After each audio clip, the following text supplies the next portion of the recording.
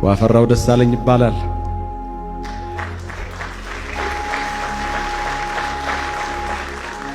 ምን ይሳናል ለጌታ? እኔ ዋናውን የኃጢአተኞች ፊት መሪውን እኔን ካመጣ ሌላውንማ በቀላሉ ያመጣዋል። ኢየሱስ ጌታ። ስላየኋችሁ በጣም ደስ ብሎኛል። እግዚአብሔር ደግሞ እድል ሰጥቶኝ ፊታችሁ ቆሜ እግዚአብሔርን ቃል እንድናገር ጌታ ስለፈቀደ ክብሩን እሱ ይወስዳል።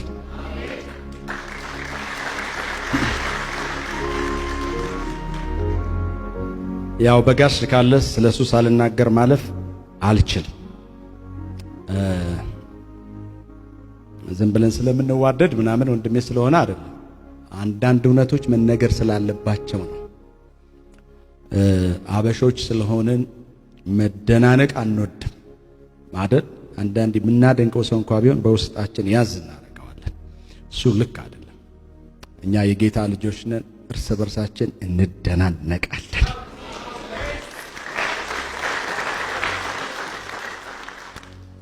ታስታውሳላችሁ የቤተ ክርስቲያን አዕማድ ተብለው ከሚጠሩት ግንባር ቀደሙ ጴጥሮስ። ጴጥሮስን ወደ ኢየሱስ ያመጣ ወንድሙ እንድርያስ እና መሲህ ተገኝቷል፣ አዳኝ ተገኝቷል፣ ና ወደ ኢየሱስ እንሂድ ብሎ ያመጣው እንድርያስ ነው። ለበጋሽ እኔ ጴጥሮስ ነኝ።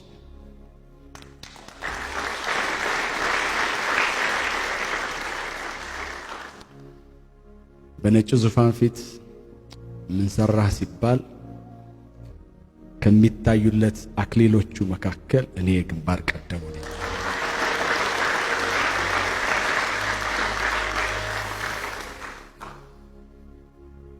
ክርስቶስን ሳይሰስት እንደወረደ እንደገባው እንደተቀበለ እንደዚያ አቀበለኝ። ጌታ ይባረክ። ክብር ለኢየሱስ ይሁን። ሁላችሁንም ስላየኋችሁ ደስ ብሎኛል። ክብር ለኢየሱስ ይሁን። ጌታ የሰጠኝን በል ያለኝን ቀጥታ እንደወረደ እላችኋለሁ። እኔ ምንም የለኝም፣ ምንም ልሰጣችሁ አልችልም። ያለው እሱ ይሰጣል። እኔም አብሬ ተቀባይ ነኝ። ለምልክት ቆማለሁ፣ እሱ ይናገራል። ጌታ ኢየሱስ ክርስቶስ ክብሩን ይውሰድ።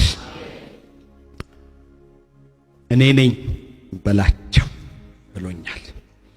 ምንድነው አሮማ ምለው ስል እኔ ነኝ በላቸው።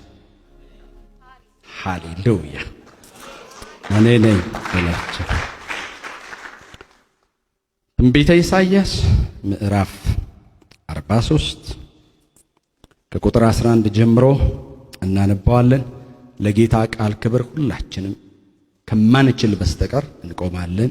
የወገብ ህመም ሌላ ነገር ካለ እሱ ችግር የለውም።